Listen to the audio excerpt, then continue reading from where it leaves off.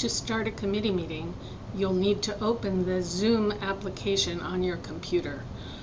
If you don't have it, open a browser and go to zoom.us/download and download the desktop client. I'm going to open the Zoom client, and in order to host a meeting as a committee chair, you need to sign in.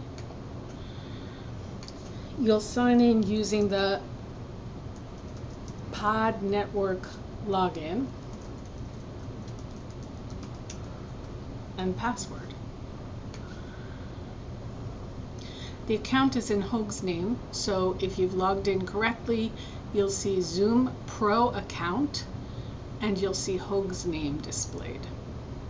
Click on the Meetings tab at the bottom, and what you'll see are meetings that have been created for each committee.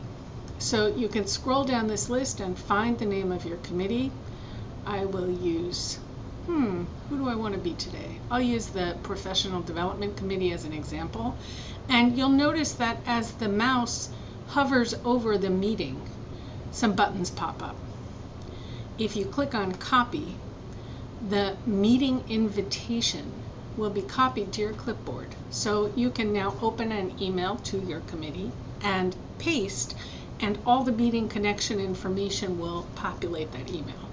To start the meeting, hover over your meeting and click Start. That window will close, and here you are.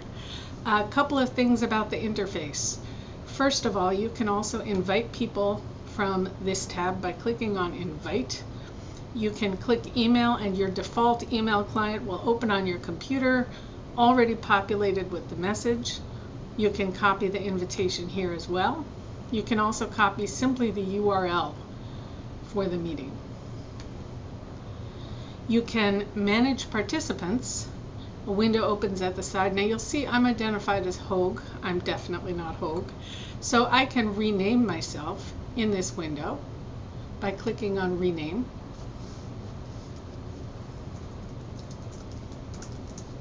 And typing in who I am. So now I'm renamed. There's a chat window as well. It works the way you'd expect chat to work. Perhaps most important, as the meeting chair, you'll want to notice this record button. I can record a meeting so that committee members who are not present can participate. When I stop the recording, what will happen is when the meeting concludes, that recording will be rendered into a video file that I can put into the committee Google Drive. There's a mute button in the bottom left. Sometimes if there are a lot of people in the meeting, it's helpful to ask people to mute. You can also, by managing participants, you can mute everyone and ask people to unmute themselves to speak. And finally, you end the meeting with this red button over here. End the meeting for everyone. And now you'll see that the recording that I made, short as it was, will be converted into a video file. And here it is. I record a meeting. Okay, that's enough of that. There's also an audio only file. Sometimes people like to listen to the committee meeting. It's a much smaller file to do that with.